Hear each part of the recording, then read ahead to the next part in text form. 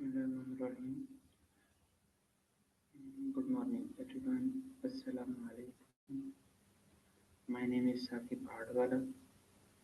Talk title: How to identify and avoid toxic positivity.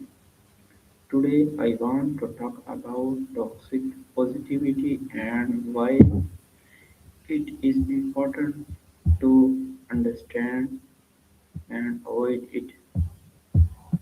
Positivity is good, but toxic positivity happens when we are told to stay positive all the time, even when we are feeling sad, angry, or stressed.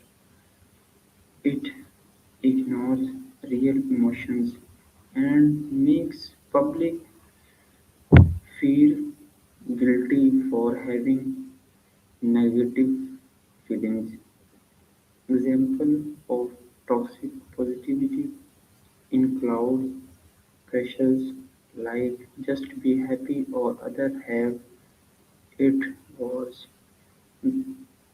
Those words may sound encouraging, but they can make public feel unheard and unspotted. Healthy emotion, healthy emotional well-being means accepting all emotions, not just happy ones. Feeling sad or upset is a normal part of life. When we allow ourselves and others to express true feelings, we build stronger emotional health.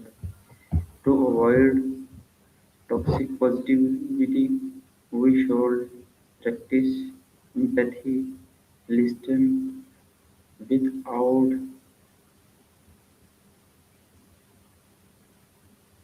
judgment, and allow honest conversation, conversations.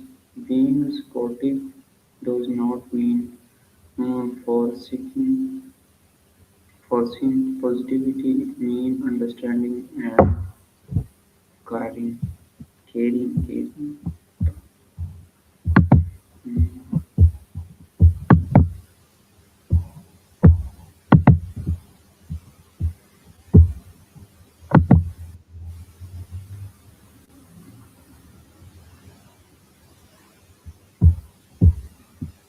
Hello, Charity PT. Hey there, how's it going? What's on your mind today? What do you do?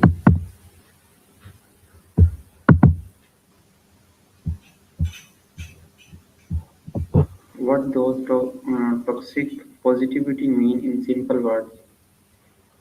Absolutely. So, toxic positivity basically means focusing only on positive emotions and ignoring or dismissing negative ones. It's like insisting that everything should always be happy and positive, even when people are struggling or feeling down. This can actually be harmful because it invalidates genuine feelings and can make people feel guilty for having negative emotions. How is toxic positivity different from healthy positivity?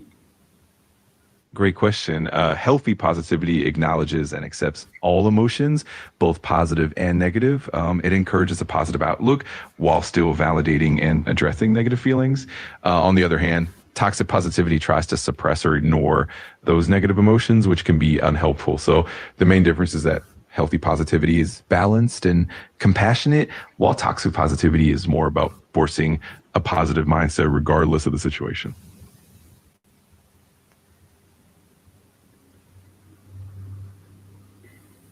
What are common examples of toxic positivity?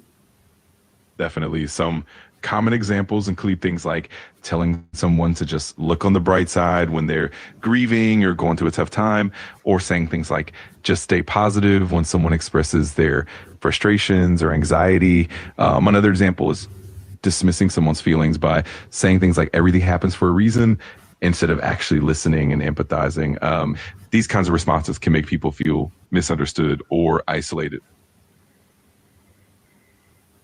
Why can toxic positivity be harmful to mental health? Yeah, it can definitely be harmful because it often leads people to suppress or deny their true feelings, which can build up stress and anxiety over time. It can also create a sense of guilt or shame for not feeling positive, which can worsen feelings of isolation or depression. Ultimately, it prevents people from processing their emotions in a healthy way and can delay healing or growth.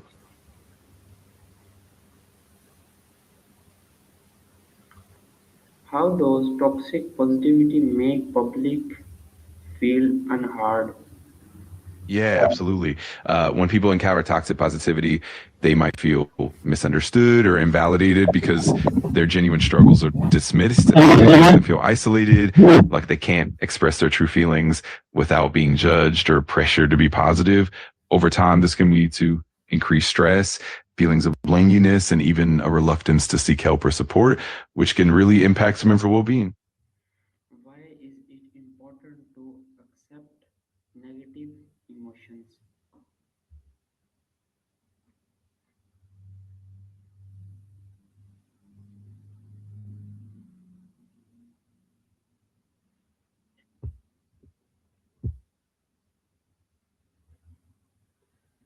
Why is it important to accept negative emotions? It's really important because accepting negative emotions allows us to process them healthily and understand what we're truly going through. When we acknowledge those feelings, we can address the underlying causes, find ways to cope, and eventually heal. It also helps build emotional resilience and empathy, both for ourselves and for others. Plus, it creates a more balanced and authentic approach to mental health, making it easier to seek help and support when needed.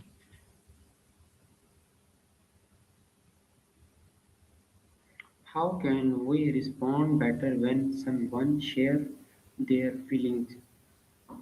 A great approach is to listen actively and with empathy. That means really focusing on what they're saying, showing that you understand their feelings, and validating their experience. You can use supportive responses like "I'm here for you" or "That sounds really tough. I'm sorry you're going through that." It's also helpful to avoid immediately offering solutions unless they ask for them, and instead just be present and supportive. That kind of response can make a big difference.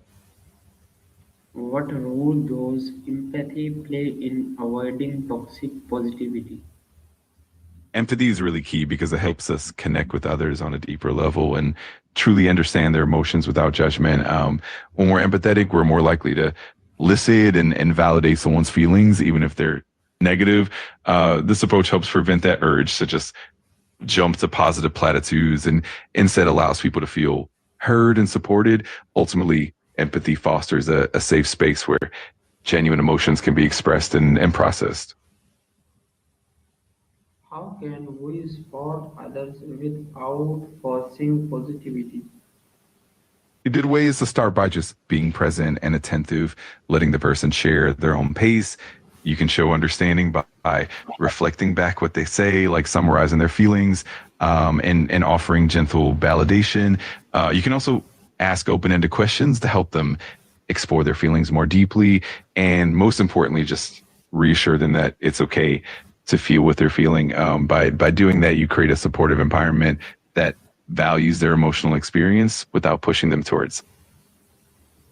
How can avoiding toxic positivity improve relationships and mental well being?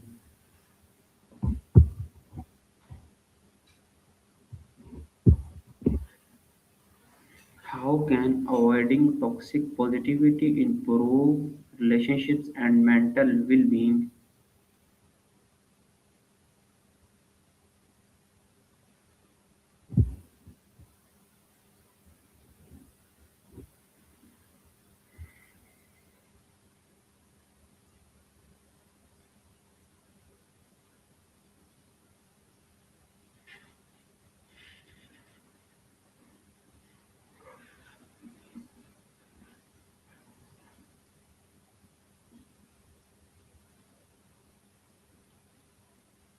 How can avoiding toxic positivity improve relationship and mental well-being?